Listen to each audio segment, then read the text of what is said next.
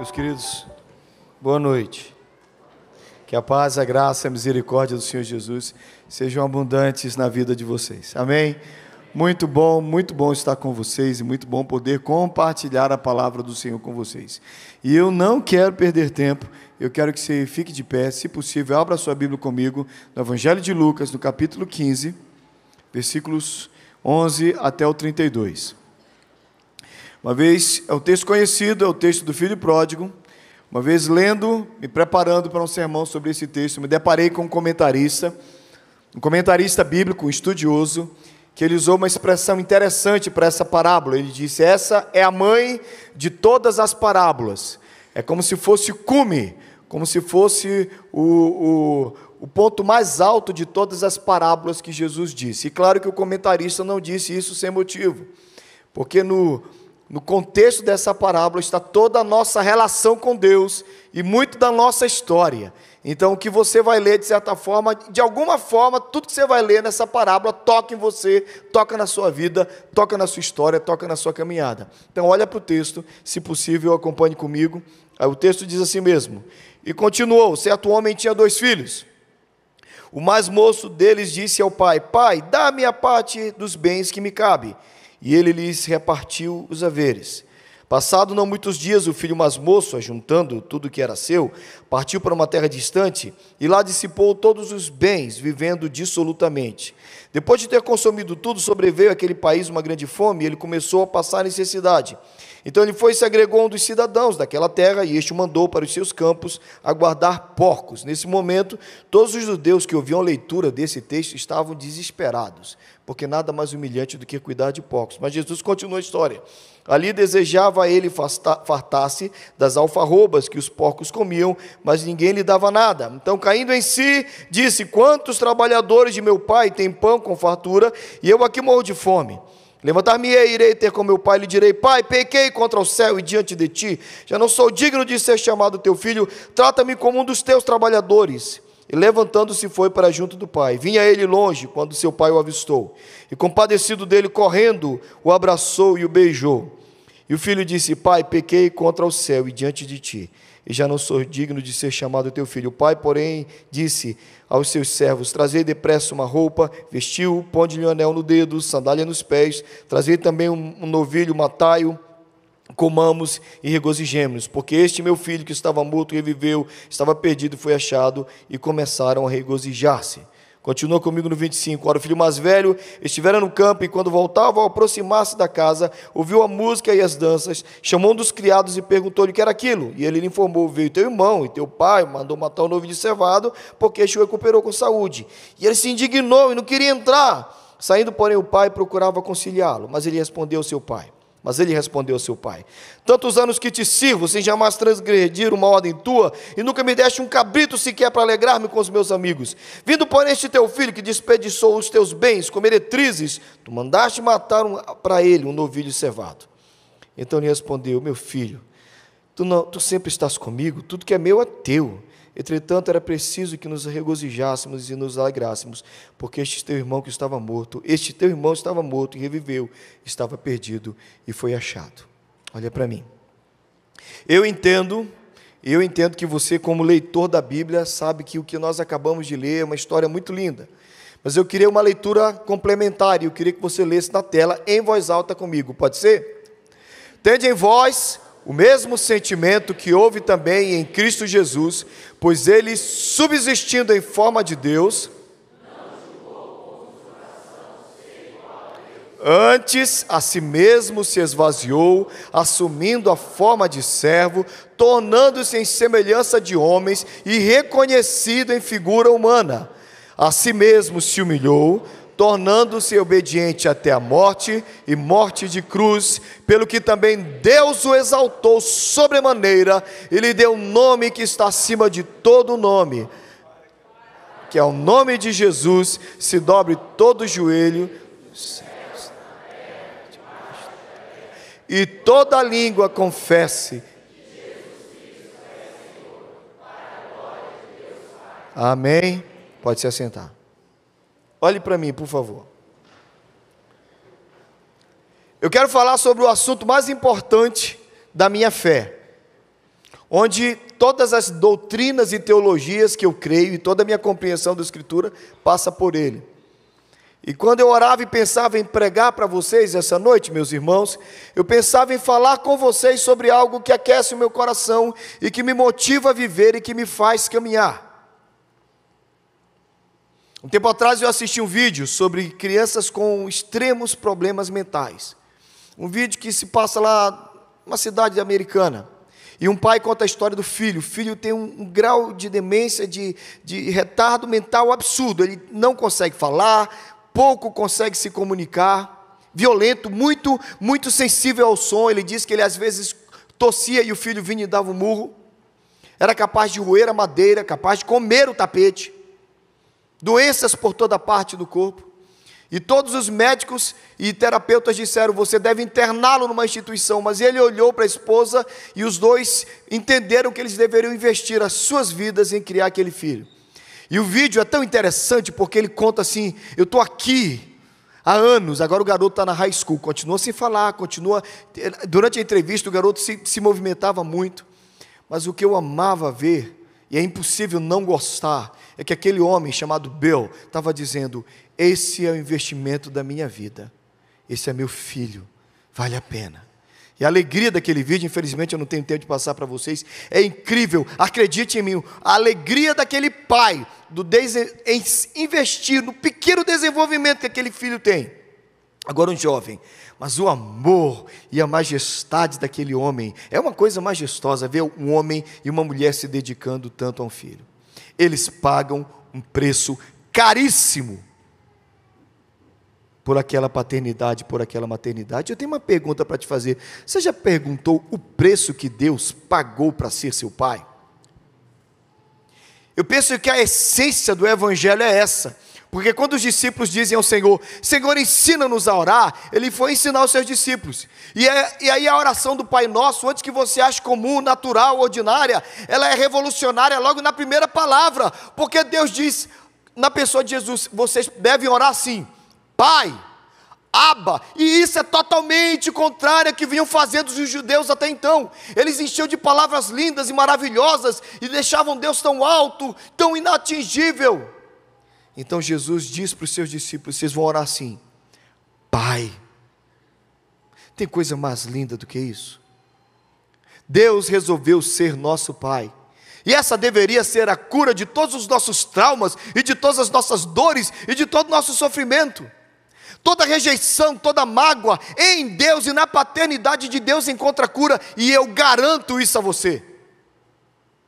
Deus é nosso Pai. E essa é a grande notícia que Cristo veio nos dar. Vocês já não são servos, vocês são meus irmãos. Eu estou dando a vocês o melhor de todos os status. Quem aqui é da área de saúde, levanta a mão. Médicos, engenheiros, advogados. Quem aqui é professor? Quem aqui? Me diga o que você é. Pastores, professores. Eu tenho uma notícia abençoada. Deus te abençoe, honrada é a tua profissão. Mas nada disso permanece. No céu não vai ter culto. Desculpa te dizer, mas no céu não tem liturgia. Não espere ter 3 cânticos, leitura da palavra, presbítero lendo, depois o pastor. O céu é totalmente diferente do que o nosso sistema de culto. É outro sistema de culto e a liturgia do eterno. Alguns estão pensando: não vai ter liturgia no céu, pastor? I'm so sorry. Sinto muito, não tem liturgia no céu. Não do jeito que você quer. E nossas profissões não estarão lá. E nossos nomes não estarão lá. E o nosso cargo, e a nossa plaquetinha aqui do lado, e o nosso crachá não estará lá. No céu só existe um nome que vai ser determinado para nós. No céu nós somos filhos do Pai Todo-Poderoso. Então, se eu posso falar de algo que permanece para sempre, e um púlpito é um local onde nós falamos daquilo que é eterno, embora circunstancialmente nós toquemos na vida aqui terrena, nós estamos falando da eternidade aqui. E na eternidade você não é médico, não é advogado, não é professora, você não é instrutor. No céu você vai ser só filho, e só é uma palavra que não cabe aqui, porque pela eternidade inteira nós seremos filhos de Deus. E esse é o cargo mais importante, e essa é a função mais importante, e esse é o nome mais importante atribuído a você e a mim. Mas para Deus custou muito caro ser nosso Pai, e eu queria convidar você a pensar no preço da paternidade. Se aquele homem paga um preço terrível, imagina o preço que Deus pagou para ser nosso Pai. Você já pensou nisso? Você já parou para pensar no preço da sua salvação? Eu vou usar os recursos, graças a Deus a gente pode projetar esses negócios, então você pode ser visual. Você já pensou no preço que Deus pagou em Jesus para te chamar de filho? O problema é que eu começo a pegar sobre isso, pastor Newton, e os crentes falam assim: você vai falar que eu sou filho de Deus? Eu já sei. Sabe não, querido. Com todo respeito, você não sabe, porque se você entendesse na totalidade o que significa ser filho de Deus, você nunca mais derramaria uma lágrima nessa vida. Você nunca mais viveria nessa lamúria. Você nunca mais viveria nessa insegurança, nesse sentimento de rejeição. Sabe por quê? Porque quando alguém olhasse para você e te desprezasse, você diria: eu sou filho. Sabe aquela carteirada que o povo gosta aqui no Brasil? Sabe quem é meu pai? Você está sabendo com quem você está falando? Irmãos, a gente nem precisa falar nisso. Jesus nunca precisou da carteirada de ninguém. A segurança absoluta do Cristo na terra, em todas as circunstâncias, humilhado, cuspido, detonado, arrebentado na cruz. Você já parou para pensar que Jesus provavelmente tinha dentes quebrados na cruz? Você já parou para pensar? Alguns teólogos nos ofendem, eles dizem que talvez aquele paninho que colocaram em Jesus não estaria lá. Alguns homens eram crucificados nus. Você pensa na ofensa. O Cristo com o supercílio aberto, o Cristo com os dentes quebrados, o Cristo com os lábios estourados, escorrendo o cuspir dos homens que o humilhavam, e em nenhum momento ele se sente menor, em nenhum momento ele se sente humilhado como nós achamos que foi, porque ele é o Deus Todo-Poderoso, ele sabe quem é o Pai. Mas por amor a você, o Cristo paga um preço caríssimo. O preço da paternidade em Cristo começa disso que eu estou falando, a renúncia. Ele deixa a sua glória. Ele, embora sendo Deus, não considerou como usurpação ser igual a Deus, mas ele renunciou, abriu mão da sua glória, do seu poder, da sua majestade. Talvez você chorou a vida inteira por uma namorada. Você está aí chorando ainda, meu moço, minha moça. Você está aí chorando, meu amigo. Talvez você até já casou, mas lembra que aquela mulher te abandonou um dia, aquele homem te traiu, te deixou, e você não consegue entender isso. Por que alguém não te amou tanto a ponto de renunciar? Deixa eu te falar de um amor verdadeiro. Alguém renunciou a tudo por amor a você. Você deveria ser muito feliz com isso, porque o amor e a paternidade de Cristo custou a renúncia da sua glória. Você já parou para pensar nisso? Tem gente que não abre mão da cadeira no ônibus para você. Tem gente que não renuncia à vaga, a passagem lá na rua, tem o pare para você, tem o pare para ele, a pessoa nem deixa você chegar lá, ninguém renuncia nada para ninguém. Tem gente que não abre a mão na fila, você vai chegar a pessoa, esse lugar aqui é meu. Ninguém renuncia nada por ninguém nesse mundo. E a boa notícia, a boa nova é que Deus renunciou à glória dele por amor a você, mano.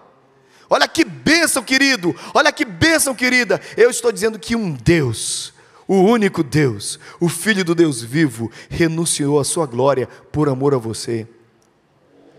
Ah, mas o meu patrão me persegue. Deus renunciou à glória por amor a você.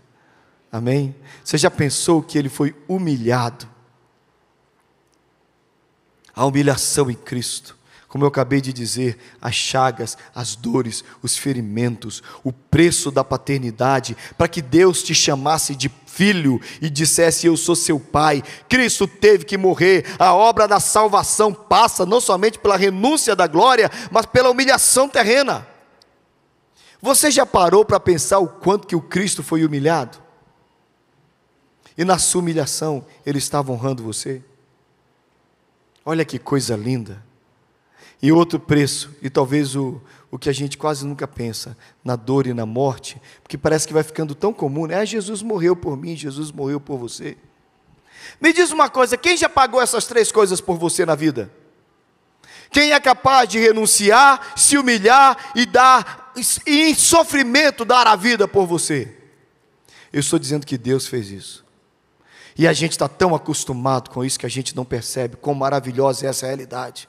Eu estou aqui para lembrar que nós estamos num banco gostosinho, num clima agradável, ouvindo música gostosa, nesse ambiente santo, e aqui todo mundo parece santo. Você já viu que todo mundo tem roupa de ver Deus, né? A gente coloca aquela roupa de domingo, a gente parece até mais santo na igreja, né? Tudo enganação, é tudo pecador. Vocês são tudo pecadores, eu também, viu? Vocês não me enganam, vocês são feitos do mesmo material que eu sou. Mas nesse ambiente maravilhoso de gente pecadora, redimida e lavada no sangue de Jesus, para que isso aqui existisse, teve renúncia, teve humilhação, teve dor e teve morte.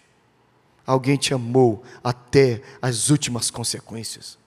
Irmão, se Deus nunca mais nos desse nenhuma única bênção mais, nenhuma mais, se Deus, em Cristo Jesus, tivesse nos alcançado com essa obra maravilhosa da salvação, nós teríamos que viver em alegria e louvor pelo resto da nossa vida. Você discorda? Você discorda? Quer discordar de mim? Porque a salvação é tudo. Ele não precisaria mais nos dar bênção nenhuma, mas Ele tem nos abençoado. Eu amo essa sensação maravilhosa de me sentir amado pela renúncia, pela humilhação e pela dor e morte do meu Senhor. Você é fruto de dor, você é fruto de morte, de renúncia, e você é fruto de humilhação. Honre o seu Senhor por isso. Amém? Glória a Deus. Amém. Semana passada a gente tinha um missionário lá na igreja pregando, e ele estava contando de um filho de um homem lá numa região perseguida, lá do Oriente Médio. Esse filho resolveu ser pastor, num lugar onde não pode ser pastor e onde não pode ter cristianismo, porque existe a perseguição. E aí, o missionário falando com ele: por que você quer fazer teologia? Você sabe o que vai acontecer, você sabe o que aconteceu com seu pai. O pai dele era o dono de uma loja cristã, numa região onde não tinham cristãos, de maioria árabe e de perseguição aos cristãos. E o pai desse garoto foi morto e cortado em pedaços, depois de horas de muito sofrimento, de ser muito machucado, para que negasse a Cristo. A verdade é que esse homem converteu pessoas que o machucaram. E agora esse garoto, perguntado: por que você vai fazer teologia? Seu pai morreu pelo evangelho, agora você vai ser pastor. Pode ser que esse mesmo mal te encontre. Ele disse: é que o sacrifício de Cristo e o sacrifício de meu pai não foi em vão. Eu vou pregar esse evangelho até minha morte. Renúncia, humilhação, dor e morte. Amém? E eu sei que você está pensando: eu quero tanto experimentar esse amor. E eu sei, queridos, que esses são os 30 centímetros mais difíceis de serem cruzados. A gente entende aqui, mas parece que a gente não compreende aqui, porque as crises continuam, as dores continuam, a ansiedade continua. Amanhã te espera uma série de coisas, preocupações e tensões, e parece que toda essa verdade da eternidade não vai para o nosso dia a dia. Mas o evangelho é justamente isso. Quando a gente compreende tudo que aconteceu na presença do Senhor, tudo que nós entendemos e ouvimos na sua palavra, o que é verdade a nosso respeito, e isso influencia segunda-feira, terça e a quarta. Evangelho não é coisa de domingo, evangelho é coisa do dia a dia, e a gente vive nessas verdades, a gente compreende essas verdades, e isso muda a nossa vida. Eu creio que a verdade, a compreensão desse amor extremo, desse amor que não desiste de nós, esse amor que nos ama totalmente, porque não há nada que você possa fazer para Deus te amar mais, e não existe nada que você possa fazer para Deus te amar menos. Você não precisa mais conquistar o amor de Deus. Nós vivemos num mundo onde você precisa conquistar a garota, conquistar o rapaz, conquistar o trabalho, conquistar o chefe, e a partir daí, por mérito, eu consigo alguma coisa. Mas em Deus não. Nós fomos amados, totalmente amados, plenamente amados. E se eu te disser, posso dizer? E se eu te disser que Deus te ama de forma tão plena hoje, porque a gente pensa no céu, que um dia a gente... Como é que eu imaginava o céu? Eu cresci na igreja como vocês.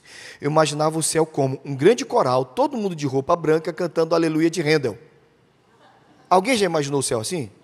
Aí eu imaginava na nossa frente um homem de barba branca, porque a minha professora da escola dominical dizia que Jesus no céu ia ouvir o nosso louvor. Então eu imaginava assim um mega coral, assim, um negócio assim, quase uma circunferência, assim, mais milhões de degraus, assim, os crentes de todas as gerações, todo mundo de roupa branca, e Deus lá no centro, a gente cantando Aleluia, Aleluia. Irmãos, faz tempo que eu não acho que o céu é assim, porque também vai ser um tédio. Como é que vai ser? Vai falar com o seu pastor. O pastor Newton está ali. Mas uma coisa que tomou conta do meu coração sobre o céu, algo que eu sempre quis e eu nunca achei. Há no céu uma certeza de amor e uma compreensão da paz, de me sentir aceito, acolhido, abraçado e protegido por aquele que eu não preciso provar mais nada para ele.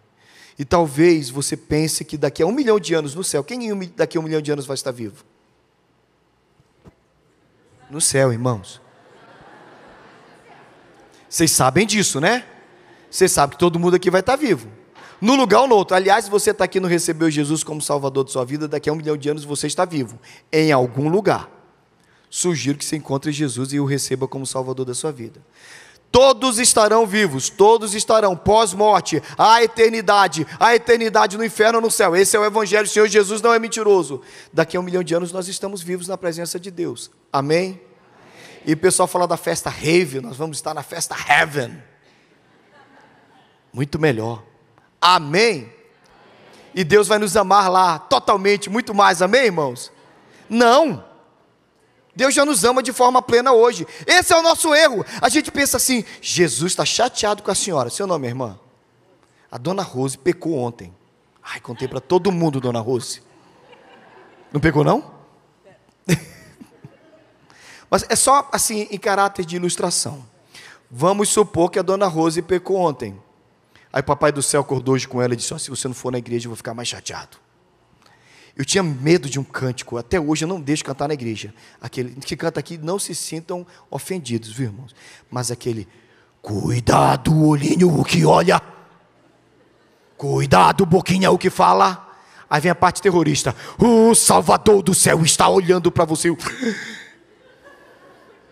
Aí Deus olhou para a dona Rose e disse, a senhora pecou ontem, trata de aparecer na igreja de Limeira amanhã, hein? Aí hoje Jesus olhou para ela e disse, está mais ou menos entre nós, você cantou bem o louvor, viu? Levantou a mão e tudo. Aí hoje Jesus está mais ou menos de bem com ela. É assim que a gente imagina. Não é assim? É ou não é? A gente peca e parece que Deus está de bico com a gente.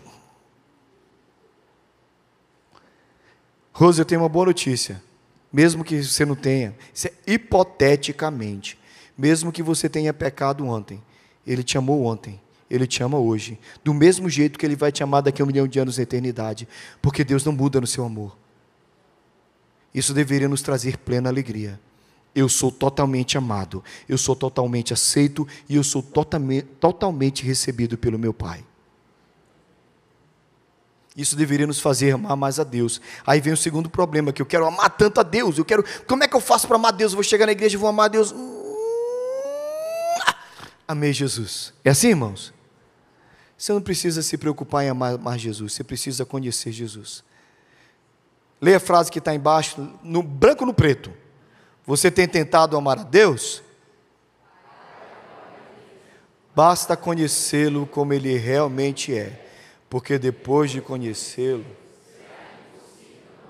você ama o seu pastor, mas depois você bate um papo com o seu pastor, você diz, pastor Nilton é tão querido, depois dessa conversa eu estou gostando mais dele. É claro, quando a gente conhece alguém legal, a gente gosta mais, você vai, senta com o Vlad, mas o Vlad é gente boa, a gente saiu, fez uma viagem até São Paulo e voltou, que cara legal. Não é assim, parece que quanto mais contato a gente tem, a gente começa a gostar de algumas pessoas? Sim ou não? Vocês estão acompanhando o meu raciocínio? Amém? O que acontece se você se aproxima mais de Jesus? Faz a lógica aí, gente, rapidinho, proporcional. Vai, quanto mais eu conheço Jesus, mais você vai amar. Se você não está amando muito é porque você não lê a Bíblia, você não ora, você não gasta tempo com Ele, fica assistindo Netflix, problema seu, meu. É claro que você não vai amar mais Jesus, você passa 3 horas no TikTok, mais 2 horas fazendo assim no Instagram. Pega o WhatsApp, manda piada para todo mundo, conta a história que não tem nada a ver, fala do seu time 24 horas por dia, tem gente que sabe a escalação do time todinho, não sabe um versículo. Qual era o goleiro do Cruzeiro em 1978? Era o fulano. Goleiro do São Paulo na época do Tele Santana, era o Zete. Fica a dica, pro time bom. Aí de repente você vira para mim, o que está escrito mesmo naquele texto? Faz por ti que eu te ajudarei. Você fala, não está na Bíblia. Não tem esse versículo. É. Querido, se você não lê a Bíblia, se você não lê as coisas de Deus, não busca a Deus, não tem como você se aproximar mais de Deus. E se você não se aproxima mais de Deus, você não vai amá-lo. Você precisa conhecê-lo, porque depois de conhecê-lo é impossível não amá-lo. O Senhor é fascinante, lindo, maravilhoso, incrível. Querido, você precisa de uma experiência de proximidade com Jesus. A nossa crise não é amor, a nossa crise é distância. Porque quanto mais distante nós estamos, mais fraco é o nosso amor. Mas quanto mais próximos nós chegamos, mais incrível, nós nos apaixonamos por esse Deus. Deus pagou um preço terrível de dor, renúncia e morte e humilhação para salvar você. Amém? E você já pensou no preço do convívio? Porque o pior de tudo é o convívio. Você está pensando, por que ele leu o filho pródigo? É que na obra da salvação, ele renunciou, ele foi humilhado, teve dor e morte. Agora, pior do que salvar a gente é conviver com a gente. Você já pensou como é difícil conviver com você? Vou te dar uma notícia, você é terrível. E eu também. Imagina ser nosso pai. Já pensou se todo mundo convertesse aqui e virassem santos? Seria uma maravilha, né? A gente nem pisava no chão, a gente flutuava na igreja. Santo, santo. Mas eu olho para cá e é tudo. E aqui? E como é que um Deus santo convive com pecadores como eu e você? Pensa no... A paternidade de Deus teve o preço da salvação, mas eu quero falar... Olha lá em azulzinho, é o preço do... Vamos pensar no convívio? Olha o que é que Deus paga convivendo conosco. A primeira coisa que Deus paga é um preço terrível. É o preço da nossa cobiça. Que a gente está aqui olhando para lá. Você já deu picolé para as crianças? Você dá um azul para aquela criança, dá um amarelo para aquela lá. A que ganhou o amarelo fala, eu queria o azul. Se você conseguisse voltar no tempo e tivesse dado o azul para ela, ela ia dizer, eu quero o... Está dentro das crianças. Agora imagina nos adultos. O irmão está todo feliz com o carro dele. Ele chega ali com o carro. Aí ele chegou de Civic na igreja. O irmão encostou o Corolla e disse... Se ele estivesse de Corolla, o que é que ele ia pensar do Civic? Cobiça. Aquela história da grama do vizinho é mais verde. Você acha que não tem cobiça nesse lugar? Vocês acham que, como pastor, eu acredito que vocês se converteram e viraram tudo santo. Cobiça no seu coração. O Senhor tem que lidar com a nossa cobiça. Somos terríveis, irmãos. Mas a gente é crente. Pois é, mas o filho pródigo falou para o pai, pai, me dá os meus bens. Era dele. Quando você vai estudar o texto, principalmente dos originais, e também com os nossos professores, gente que entende muito mais das escrituras que nós, eles falam, não existe ofensa pior para um habitante daquela região do Oriente Médio, do que um filho pedir a herança. Porque quando o filho pede a herança, o que é que ele diz? Não vejo a hora de você morrer, como você, teimoso, não morre, me dá meu dinheiro. É ofensivo. É humilhante, é arrogante, mas esse é o nosso coração, irmãos. A gente aqui, eu amo Jesus, eu sou crente da igreja presbiteriana, da igreja do pastor Nilton, e a gente dá aquela olhada na TV no carnaval, mas parece que o povo está feliz lá na Maquete de Sapucaí. Conhece isso? Cobiçando a alegria do mundo, cobiçando o que os outros têm, e gente, olha, em nome de Jesus, cobiça é algo que você vai lidar até o fim da sua vida. Porque vem no DNA presente de Adão. Está aí com você. Outra coisa que Deus, no convívio conosco, tem que lidar, a nossa teimosia. Meu filho não vai, meu filho fica aqui, meu filho, tá bom, você já pegou o dinheiro, fica aqui na casa do pai, mas não, eu vou sair. Quantos têm filhos aqui? Filho é teimoso? Quantos cuidam dos pais que estão mais velhos? Velho é teimoso? Adulto é teimoso? Jovem é teimoso? Falando de nós, teimosia é item de fábrica, vem com todos nós, né, irmãos? Alguma irmã tem um marido teimoso, aquele que diz, espera aí. Não levanta a mão. É aquele momento do culto que a pessoa dá aquela cutucada. Irmãos, se no convívio com filhos, marido, esposa, pais, os mais velhos, os mais novos, a gente enxerga a teimosia, pensa no eterno que lida todos os dias com a tua teimosia e com a minha. Ele diz, meu filho não vai, meu filho fica. Nós somos teimosos, irmãos, e Deus lida diariamente com a nossa teimosia, com a nossa insistência. Parece que Ele trava o caminho, a gente pula as barreiras só para dar com os burros na água, como diziam os nossos pais. E de tudo, ainda tem que lembrar que Ele tem que lidar com o nosso afastamento, porque tem gente que está na igreja e está afastada de Deus. Vou ter uma revelação pentecostal, Deus está me revelando que tem gente desviada aqui. Precisa disso? Vou contar uma coisa que o pastor da igreja sabe. precisa de revelação sobrenatural, não. Tem gente que não falta culto e está desviado. Vem com a Bíblia na mão e é um desviado. Senta do lado da esposa, levanta a mão no louvor e é um desviado. Você sabia disso, irmãos? Mas não é aqui não, é lá na minha igreja em Marlborough, Massachusetts. Aqui está todo mundo bem com Jesus. Faz tempo, irmãos, que eu perdi essa ingenuidade. Não é porque você está aqui que você está andando com Deus. Você pode estar num templo e longe do Senhor. Então deixa eu te dizer uma coisa de forma muito séria. Volte para Jesus. Porque não basta vir na igreja e carregar a Bíblia. Não basta ser presbiteriano. O tema dessa igreja esse ano qual é? Fazer discípulos. E para fazer discípulo você precisa ser discípulo. E o discípulo segue o seu Senhor. Mas de tempos em tempos nós nos afastamos, de tempos em tempos nós pecamos, de tempos em tempos parece que a gente vai nesse movimento de ir para longe, o filho vai embora da casa do pai. E quantas vezes nós fazemos isso, irmãos? Outro preço que Deus tem que pagar conosco, além de tudo do afastamento, é o nosso amor pelo mundo. Anos de igreja, e o mundo está lá. Eu sou do norte do Brasil, meus irmãos. Lá o negócio do São João é sério. Tinha um amigo na minha igreja que ele se desviava todo maio. Não estou brincando, pastor, é sério. Ele desviava maio para ensaiar a quadrilha para pular o São João em junho e voltava em agosto para a igreja, porque ele passava o julho em descontaminação. Eu estou falando sério. É engraçado, mas é verdade. O pessoal falava, está dando maio, fulano vai sumir da igreja. Ele sumia da igreja toda. Sério, que coisa louca. Ele estava firme na igreja de janeiro, fevereiro, março, abril, maio. Ele começava a ensaiar. Ensaiava todinha as festas de São João. Pulava a quadrilha. Quando dava julho ele ficava meio quebrantado. Agosto estava de volta na igreja, firme e fervoroso. Afastamento, amor pelo mundo. O filho pródigo vai lá e gasta tudo que ele tirou do pai. Ele usa os recursos que o pai lhe deu por misericórdia e compaixão para pecar. Você já viu gente assim, irmãos? Sabe aquela coisa que todo pastor Nilton nunca viveu isso, mas eu já vivi. O sujeito fala assim, pastor, ora para eu comprar um sítio. Vamos orar, irmão. Pastor, ora para Deus me dar uma terra. Vamos orar. Aquele crente firme na igreja, escola dominical, diácono na igreja, culto à noite. Pastor, comprei o sítio, vai lá orar. Eu vou lá, oro, consagro, abençoo. Aí o irmão começa a faltar a escola dominical. Mas irmão, o que aconteceu? Não, porque eu estou limpando o sítio. Daqui a pouco ele não vem no culto à noite. É porque eu tive que limpar a chácara.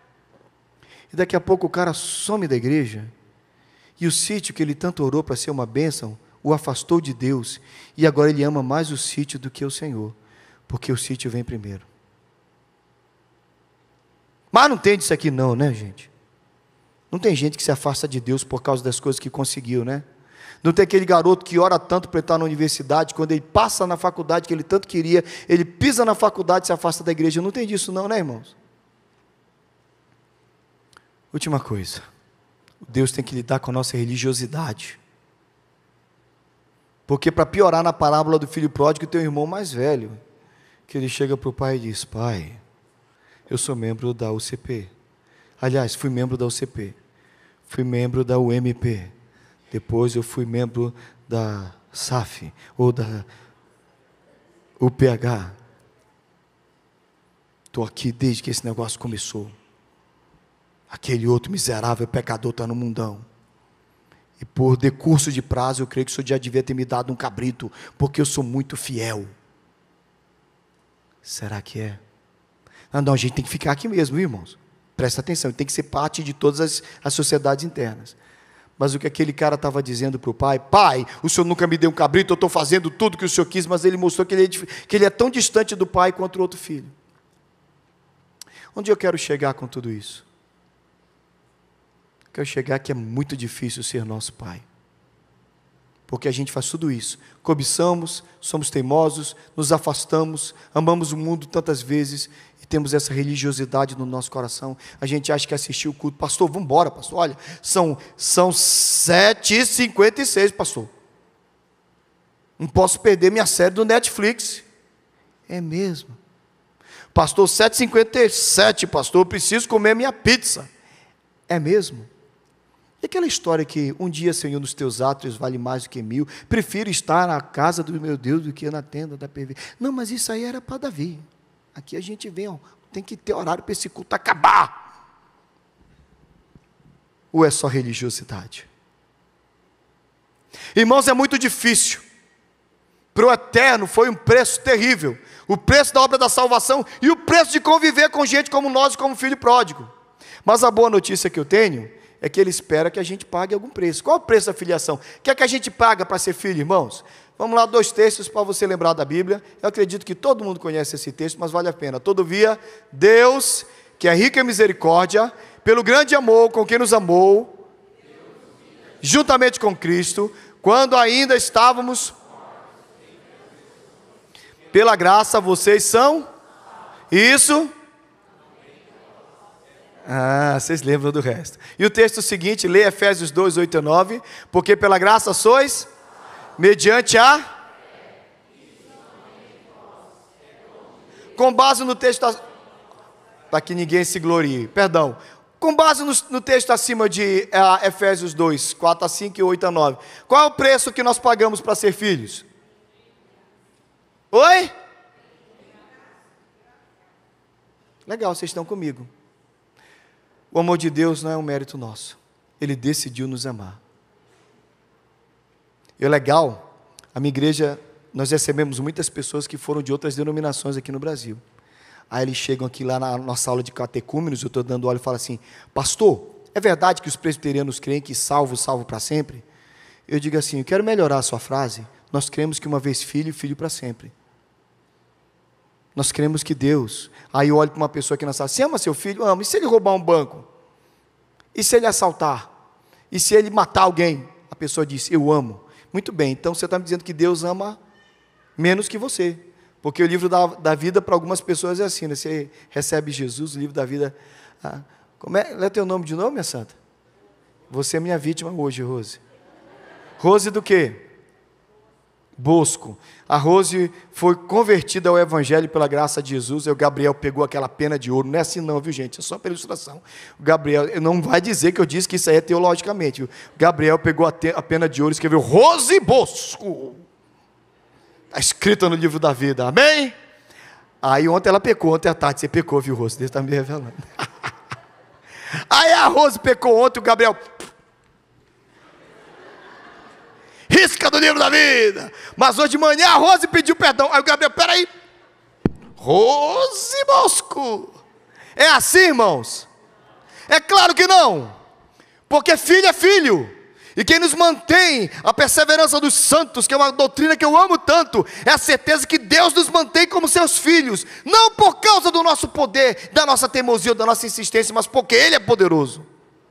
Glória a Deus por isso.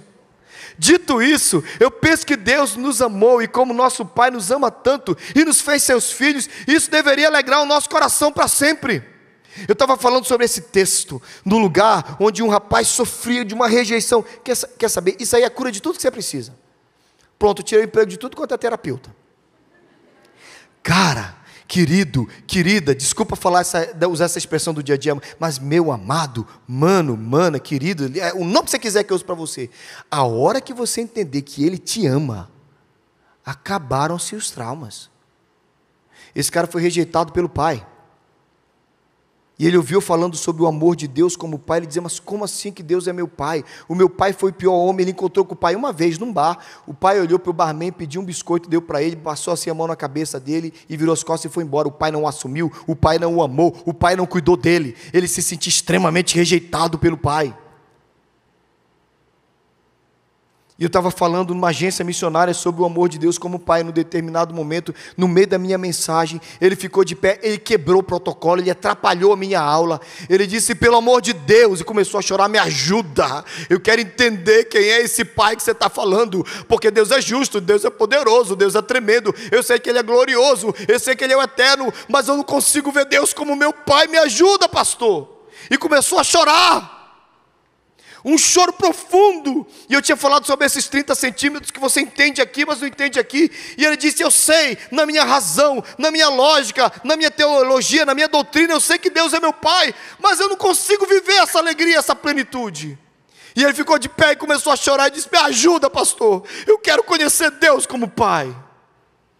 E ele chorava feito uma criança. Nisso, sem que ninguém planejasse nada, a pessoa do lado levantou e o abraçou e começou a chorar. E um outro veio lá de trás e o abraçou e começou a chorar. E de repente parece que virou uma montanha humana em cima dele, de gente abraçando e chorando. Aquele homem caiu em prantos e o grupo que orava com ele chorava com ele. Ele desceu naquele grupo chorando e ajoelhado, abaixou-se sem saber o amor de Deus. Levantou de lá, o cara se sentindo o mais amado de todos. E por muito tempo esse cara me achou e me mandou mensagem: eu sou o amado do Pai, o Pai me ama, eu sei quem eu sou, minha identidade está em Cristo, não está no meu cargo, no carro que eu dirijo, na roupa que eu visto, na casa onde eu moro. A minha identidade vem do fato de eu ser filho do Deus Todo-Poderoso, e a cura veio. Querido, querida, existe coisa melhor do que isso, do que saber que Deus nos amou e nos fez seus filhos. E a partir daí, tudo está resolvido. Porque todas as verdades passam pelo ensinamento do Pai Nosso. Vocês vão orar e vão dizer: Pai, querido, Ele é o teu Pai. Para de sofrer, para de se lamuriar, para de lamentar, para de reclamar. Porque o Eterno Todo-Poderoso, resolveu chamar você de filho e de filha. Sabe qual é a sua maior riqueza? É essa que eu acabei de dizer. Veio para os seus, mas os seus não os receberam. Mas a todos quantos receberam, deu-lhes o poder de serem feitos filhos de Deus. O próprio Espírito, diz Romanos 8, testifica dentro de nós que nós somos filhos de Deus. Posso concluir o sermão? Posso? Sim ou não, irmãos? Então eu preciso dizer algumas coisas para vocês. O que Deus espera do seu filho? Dê dízimo, assista culto, seja membro de uma igreja, passe folhetos evangelísticos. É isso que Deus espera de nós? Embora todas essas coisas sejam necessárias e importantes, eu quero te lembrar algumas coisas que Deus espera de nós. Primeira coisa, e eu quero concluir com essas rápidas mensagens: largue as comidas dos porcos. Para com isso. Pare de trocar a mesa do Senhor. Você está comendo coisa boa aqui. Porque você está pregando? Não, porque o que eu estou falando é a verdade mais importante da sua vida. Porque se você morrer amanhã, você não é mais médico nem advogado amanhã, mas se você morrer amanhã, você continua sendo filho de Deus. Essa é a essência da tua história, essa é a tua identidade. E eu gosto de desenho animado. Aí, 3 semanas atrás, eu e minha esposa fizemos 26 anos de casados. É uma santa, Almira. Fomos para Nova York, a gente mora a 3 horas de Nova York, peguei meu filho, peguei minha filha, o namorado da minha filha. Minha filha tem 18 anos e está namorando. Ore por mim. Fomos lá, fomos assistir o Rei Leão. Hakuna Matata. A gente está lá. Sabe qual hora que eu mais gosto? É quando o pai do Simba fala para ele, Mufasa: lembre-se quem você é. Você é meu filho. Cara, aquilo parece Deus. A gente saiu de lá, engraçado, a gente assistiu todo o musical e saímos de lá falando do Eterno. Porque, claro que você pode ver coisas erradas lá, é só um musical da Broadway, mas todos os princípios apontam para Deus. Lembre-se que a sua maior característica é que você é filho do leão, você é filho do Mufasa, você é Simba, honre quem você é. Então, se para o desenho animado funciona, para a animação funciona para você. Lembre-se quem você é. Lembre-se quem é seu pai. Lembre-se que você não vai comer aquela comida. Então, quando você chegar na sua casa, que tiver esse povo todo mentindo de carnaval, e você tirar, parece que eles estão felizes. Deixa de amar o mundo. Não ameis o mundo, nem o que o mundo há, porque tudo que há no mundo é concupiscência da carne, concupiscência dos olhos, soberba da vida. Amém? Então é comida de porco. Não vai assistir as coisas erradas e achar que é coisa boa, não. E se você está comendo comida de porco, e como eu disse, eu não preciso ter nenhuma revelação sobrenatural. Tem gente aqui chafurdado na comida de porco. Volta para a mesa do Pai. Sai daí em nome de Jesus, diga amém. Segunda coisa importantíssima que se espera de um filho, não para comprar o amor do Pai, mas para se viver. Cai em si várias vezes ao longo da caminhada. Irmãos, eu sou pastor. De tempos em tempos a minha esposa me exorta. O ministério abençoado das esposas de pastor. A esposa de pastor faz a coisa mais importante que essa igreja precisa. Ela exorta o pastor. Você acha que não? Minha esposa fala assim: meu marido, que sermão abençoado. Eu digo: lá vem. Palavra de Deus poderosa. Eu digo: Mas uma das coisas que você disse, a gente está precisando praticar lá em casa. Ela foi metendo a faca devagarzinho assim. Aí na hora que eu menos esperava, ainda torceu assim. Porque você é pastor da igreja, a gente precisa dar o exemplo. Amém. E sabe o que tinha acontecido comigo? Eu precisei cair em si, cair em mim mesmo, cair na minha situação. O que o filho pródigo faz é dizer, cara, o que eu estou fazendo aqui? Na casa de meu pai tem comida boa e não essa comida de porco. Você precisa se arrepender muitas vezes ao longo da caminhada. E enquanto você estiver seguindo a Jesus, mesmo sendo crente, mesmo sendo presbiteriano, mesmo sendo fiel à sua igreja, você precisa se lembrar que de tempos em tempos, você precisa olhar para a sua situação e pedir perdão. Porque no capítulo 6 de Isaías, Isaías já era profeta, mas era um homem de lábios impuros, habitando no meio de um povo de impuros lábios. Se fosse para seguir uma ordem do jeito que a gente quer, a experiência do capítulo 6 tinha que estar no capítulo 1, não. Mas no capítulo 1 ele é profeta, no 2, no 3, no 4, mas no capítulo 6 Deus precisa, ei, profeta, boca suja. E tem gente de boca suja aqui, e tem gente avarento aqui, e tem pessoas vivendo, tem homem adultério aqui. Que é isso, pastor? Estou brincando? Não, irmãos, não precisa, para pular a seca não precisa ir lá. Basta ficar pensando coisa errada. E Deus está falando com você, muda de vida. Diz amém, igreja. Amém. Caiu em si, muda de vida. Está fazendo coisa errada, muda de vida. Minha irmã está falando mal da vida do outro, porque tem aquela história, eu não gosto de fofoca. Mas tem uma coisa para te contar. É pedido de oração?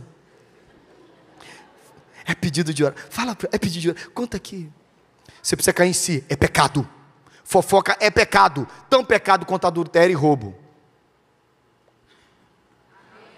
Ou não é não? É menos pecado, né? É só uma fofoquinha, né? É pecado, é de Satanás, atrapalha as igrejas, impede o reino de Deus. Cai em si, mude de vida. O que se espera de um filho também é que ele lembre-se sempre da sua indignidade. Eu sou um miserável pecador. Irmãos, eu aprendi isso tantas vezes na minha vida. Eu estou aqui pregando para vocês, eu não me sinto em nada melhor do que vocês. Eu preciso da graça de Deus. Pedir perdão sentado ali, Senhor, eu vou pregar a tua palavra, o Senhor tem misericórdia de mim, sou indigno. Pegar o microfone, falar para a tua igreja, eu sei quem eu sou, eu sei das minhas fraquezas, eu preciso da tua graça para abençoar esse povo, Senhor, me ajuda. Eu sei quem eu sou, irmãos, eu sei quem eu sou, eu sei como eu sou terrível. Amém? Deus não me amou, nem me escolheu por minhas virtudes, mas sim por sua bondade e graça. Por isso a santidade não deve ser uma tentativa de conquista, mas sim uma resposta de amor. Qual é o melhor tipo de marido? Aquele que é fiel por amor. Qual é o melhor tipo de esposa? Aquela que é fiel por amor. Qual é o melhor tipo de filho? É aquele que obedece por amor ao pai e à mãe. Qual é o melhor tipo de crente? É aquele que sabe que ele não é nada, mas porque ele sabe o que aconteceu com ele, é que honrar o seu Senhor. Ninguém aqui merece o que ele fez por nós. O que se espera no filho, que além de se lembrar da sua indignidade, é que ele valorize a casa do pai. Esse aqui deveria ser o nosso grande momento. Estava falando do pastor Nilton, manda o pastor Nilton lá para essa viagem do Egito. A gente fez uma viagem para o Egito, e eu descobri uma coisa terrível de uma igreja, se não me engano no Iêmen, os irmãos não podem adorar a Deus. Sabe essa liberdade de cantar, que você estava cantando há pouco? Eles não podem, porque se eles forem apanhados louvando a Deus, eles são presos. E eu descobri que no momento de louvor deles, eles fazem um círculo, e um coloca a boca no ouvido do outro, e eles cantam, queremos o teu nome engrandecer. Isso aqui está ouvindo? Bem baixinho, para a polícia secreta não ouvir. E o momento de louvor é sussurrado, Maine. Sussurrado, um murmúrio. E ali eles choram, e aí eles se quebrantam. E aqui a gente tem esse ambiente aberto, aqui a gente tem música, tem guitarra, tem baixo, tem teclado. Chega na hora do louvor, você... Queremos o... Valorize essa casa. Tem um cara torcendo para o Corinthians, que cada vez que o Corinthians faz gol, ele fala, Corinthians, gente. Poxa vida. Desculpa, Rose. Quem escreveu metade do Novo Testamento foi um apóstolo chamado São Paulo. Mas eu fico frustrado com isso, irmãos. Eu falo isso na minha igreja, metade da igreja é mineira, de uma cidade chamada Governador Valadares. Sabe como é que é os Estados Unidos? É um bando de mineiro que tem na minha igreja. Metade é cruzeirense e metade é... A minha briga com eles é o seguinte, rapaz, É uma paixão pelo seu time, é um amor, é um fervor. E aquele sujeito que na hora do gol pula, e que defende, e que persegue o outro no louvor.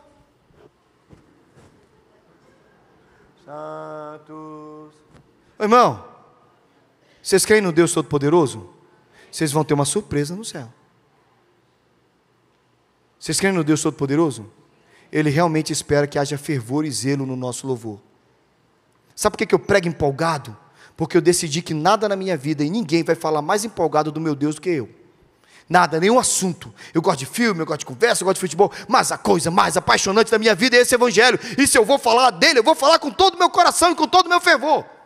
Porque é a minha vida, e eu acredito nisso. E eu amo essa casa. Irmãos, essa casa deveria ser o lugar de maior expressão de alegria.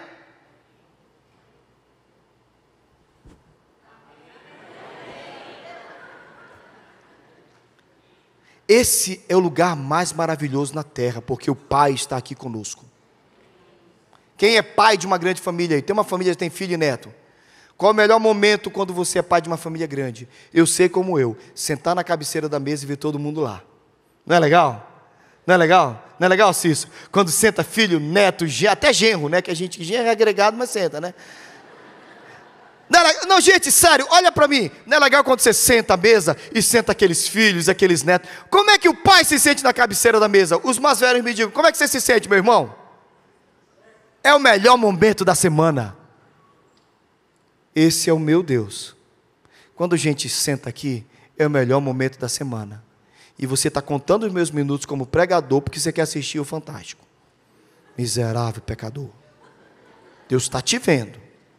Ah, pastor, tem a pizza daqui a pouco. Eu sei, querido, eu vou sair daqui, eu vou pregar para os jovens. E eu tenho que ir ainda para São Paulo hoje à noite. E amanhã eu vou pregar no Paraná. Mas eu quero deixar alguma coisa no seu coração. Você tem que valorizar essa casa. Terça-feira tem culto, vem. Quarta-feira tem culto, vem. Tem grupo pequeno, vai. Não existe melhor lugar do que a casa do Pai. E o sujeito diz, pai, eu pequei contra os céus. Pequei contra você, pai. Eu não sou digno de você chamar seu filho. Pai, pai, aqui é o melhor lugar do mundo. Eu estou voltando para casa. E é muito bom estar em casa. Eu amo esse lugar. Quantos amam essa casa? Digam amém. Amém. Penúltima coisa. Está acabando, né, pastor? Alegre-se com os outros. Você tem que aprender a celebrar a alegria dos outros, porque isso vence todo tipo de inveja e cobiça na nossa vida. O irmão contou a bênção, a gente diz, aleluia, Deus está vendo. Irmão comprou um carro novo, como é que a gente faz? Glória a Deus. A irmã comprou uma casa lá naquele condomínio caríssimo de Limeira. Satanás vem de você, é Satanás. Mas a Rose não é assim não, que a Rose é gente boa. Ela pecou ontem e hoje, mas a Rose não pecou até agora. Tadinha da Rose, né? Saiu marcada daqui hoje. Irmãos, nós somos terríveis. Sabe como é que eu regulo isso no meu coração? Celebro cada vitória, cada sucesso, cada lugar onde eu vou. Irmãos, Deus tem me abençoado tanto. E eu posso dizer que Ele me abençoou porque eu aprendi a me alegrar na alegria dos meus irmãos. Uma vez a minha igreja cresceu muito. Ela deu um salto. Em 2 anos ela cresceu demais. E eu recebi na minha casa um pastor que tinha vivido os 2 piores anos do pastorado dele. Quando eu comecei a contar como estava a igreja, eu travei e mudei de assunto. Ele foi e me chamou e disse, Thales, conta o que Deus tem feito na sua igreja. Não, cara, ele percebeu que eu não queria contar, com medo de constrangê-lo, porque tinha dado quase tudo errado. Sabe aqueles 2 piores anos de pastorado? Pois é. Ele olhou para mim e disse, mano, a tua alegria é minha alegria, e a minha tristeza não me faz ter inveja da tua alegria, porque eu quero me alegrar no que você está vivendo nesse momento da tua igreja. Conta para mim, porque eu quero celebrar. Que Deus faça assim com você. Que você celebre a alegria do outro. Mesmo quando a alegria do outro tem sido a tua tristeza em alguma área da tua vida. Alegre-se com os outros. E agora é o último ponto para você ficar feliz, né? O que Deus espera do seu filho? Leia lá. 1, 2, 3.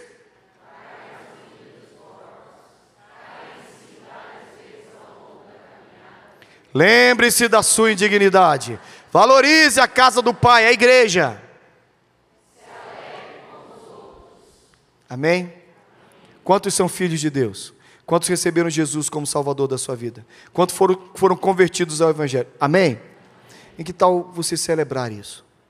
Que tal você viver para entender que essa é a melhor coisa da sua vida?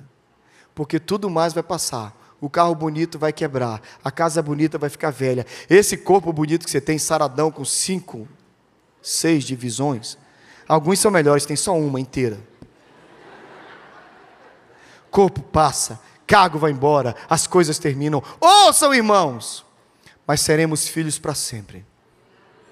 E porque seremos filhos para sempre, isso define o nosso caráter e a nossa identidade.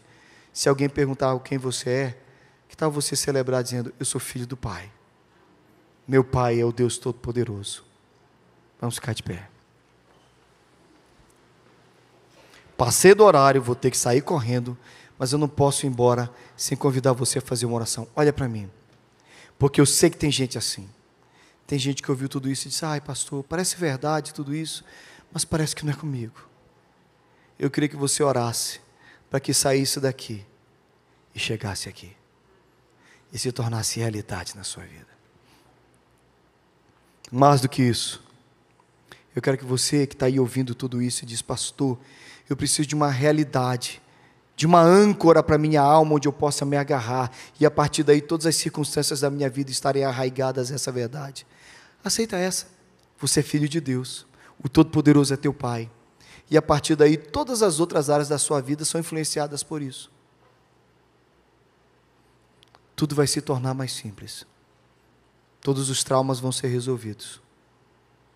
Termino com a história de uma moça, que eu preguei sobre isso, e ela odiava a sua aparência. E alguém me chamou para conversar com ela. Eu tinha acabado de pregar um sermão parecido com esse. Ela disse: pastor, eu me odeio. Se Deus me ama, por que Ele fez meu cabelo assim, minha pele assim, meu corpo assim? Eu não me aceito. Você falou que existe cura e trauma na paternidade de Deus. Irmãos, eu fiz a coisa mais louca do mundo. Eu disse assim: senta aqui, minha filha. Pedi um espelho. Espelho. Coloquei diante dela e disse: quem você vê aí? E ela falou literalmente isso: a moça mais feia do mundo. Eu disse: vamos orar. Eu quero convidar você a receber a paternidade de Deus, porque a melhor coisa do mundo é ser filho de Deus. E nós oramos. Aquela moça chorava que nem criança, e ela chorou olhando para o espelho. Depois ela me abraçou e disse: pastor, eu entendi quem eu sou, porque toda a rejeição do meu cabelo, do meu corpo, tinha a ver com o que os outros pensavam de mim, e o que eu queria provar para as pessoas, e o que eu queria ser aceita, mas eu entendi que Ele me aceitou, que Ele me ama, o Senhor me ama, Ele é o meu Pai, e todo mais faz sentido agora. A boa nova é essa: Deus mandou Jesus em humilhação, dor, renúncia e morte, pagou um preço para ser seu Pai na salvação, e paga o preço todos os dias de conviver com você e comigo, e a nossa vida vale a pena, porque nós somos filhos de Deus. Curva a cabeça. Senhor Jesus, muito obrigado pelo sacrifício, obrigado por deixar a glória, obrigado por ser humilhado, obrigado por morrer em dor e sofrimento por nós. Obrigado por dia a dia, Pai, conviver conosco, na nossa teimosia, nos nossos afastamentos, no nosso amor ainda pelo mundo, nos nossos desvios. Obrigado por ver a gente flertando com a comida dos porcos e ainda assim nos amar. Mas essa noite, na mensagem do Evangelho, nós celebramos a nossa filiação. Nós celebramos o fato de que Tu és o nosso Pai e nós somos Teus filhos, e que a vida vale a pena, porque nós sabemos quem nós somos. Obrigado, porque a melhor forma de nos definir, a melhor forma de apresentar-nos a nós mesmos, é como os filhos do Deus vivo, e essa é a verdade que vai perdurar a eternidade inteira. Os cargos passarão, Pai, os nomes, os títulos vão embora, mas a gente vai continuar sendo filho do Senhor. Obrigado, Pai, obrigado pela honra, obrigado pela bênção e pelo privilégio de Te chamar de Pai. E como filho eu posso Te pedir isso em nome do irmão mais velho, que é Jesus. Abra os corações dos Teus filhos para que eles compreendam como é bom, como é maravilhoso ser filho do Deus vivo, e que isso enche seus corações e que suas vidas sejam modificadas pela mais maravilhosa de todas as realidades. Somos filhos do Senhor, Paizinho. Abençoa essa igreja, abençoa os pastores dessa igreja. É a minha oração no nome de Jesus. Amém.